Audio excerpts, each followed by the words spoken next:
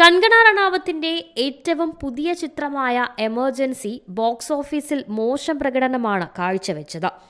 ഇന്ത്യയുടെ മുൻ പ്രധാനമന്ത്രി ഇന്ദിരാഗാന്ധിയുടെ കഥയെ അടിസ്ഥാനമാക്കിയുള്ള ചിത്രം വാരാന്ത്യത്തിൽ തന്നെ പരാജയപ്പെടുകയും ആഗോളതലത്തിൽ 22 കോടി രൂപയ്ക്ക് തിയേറ്റർ റൺ അവസാനിപ്പിക്കുകയും ചെയ്തു.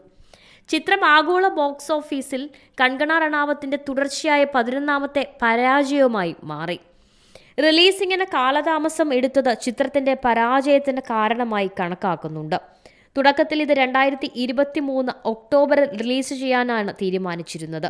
എന്നാൽ പിന്നീട് അത് 2024 ജൂൺ 14 മാറ്റി. തുടർന്ന് 2024 സെപ്റ്റംബർ 6 മാറ്റി. കൂടാതെ സെൻസർ പ്രശ്നങ്ങൾ കാരണം സിനിമ വീണ്ടും കാലതാമസം നേരിട്ടു. ഒടുവിൽ ഇത് 2025 ജനുവരി 17 റിലീസ് ചെയ്തത്. തണുപ്പൻ മട്ടിലുള്ള പ്രൊമോഷനുകൾ കൊണ്ടും പ്രേക്ഷകരിൽ ആവശ്യമായ ആകാംക്ഷ ജനിപ്പിക്കാൻ ചിത്രത്തിന് കഴിഞ്ഞിരുന്നില്ല. ടീസറും ട്രെയിലറും പാട്ടുകളുമെല്ലാം അതിന്റെ ബോക്സ് ഓഫീസ് പ്രകടനത്തിന് ആവശ്യമായ ഘടകങ്ങൾ നൽകുന്നതിലും പരാജയപ്പെട്ടു.